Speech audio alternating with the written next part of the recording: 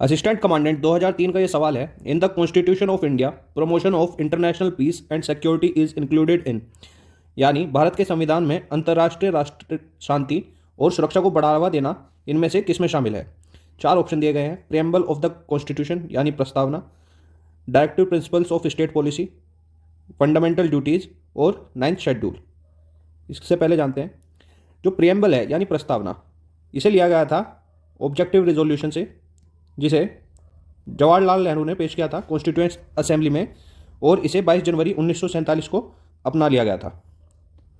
इसमें sovereign, socialist, secular और democratic Republic, ये जो वर्ड है, इनमें से जो सेकुलर और डेमोक्रेटिक वर्ड है, इन वर्ड को जोड़ा गया था 42वें संशोधन से, 42वें अमेंडमेंट एक्ट जो हुआ था 1976 में, और इसको हिंदी में हम बोलते हैं समाजवादी और पंथ निरपेक्ष। नेक्स्ट है हमारे directive principle of state policy, यह हमारे भाग 4 में है और आर्टिकल 36 से लेकर 51 तक इसके बारे में बताया गया है। और हमारे जो आर्टिकल 51 है वो कहता है कि इंडिया एक स्टेट है और उसे promotion of international peace and security, यानी कि अंतर्राष्ट्रीय स्तर पर शांति और सुरक्षा बनाए रखनी चाहिए। और जो फंडामेंटल ड्यूटीज़ है वो आर्टिकल 51 के भाग ए में है, और जो संविधान का भाग है भाग 4A, इसमें हमारे फंडामेंटल ड्यूटीज़ है, और ये आए थे सरदार स्वर्ण सिंह कमेटी की सिफारिश पर, और इन्हें लागू किया गया वर्मा कमेटी की सिफारिश पर।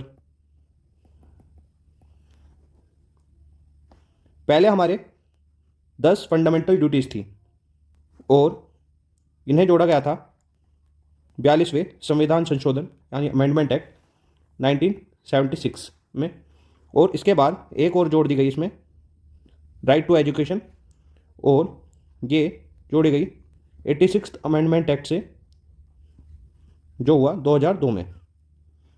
और बात करें अगर शेड्यूल 9 की, तो उसमें दिया गया है लॉज ऑफ लैंड रिफॉर्म, यानी कि अगर सरकार, जब भारत देश आज़ाद हुआ तो भूमि अधिग्रहण करने में बहुत दिक्कत आती थी, इसलिए सरकार ने कुछ कानून बनाए जिनसे वह आम जनता की ज़मीन का अधिग्रहण कर सकती है।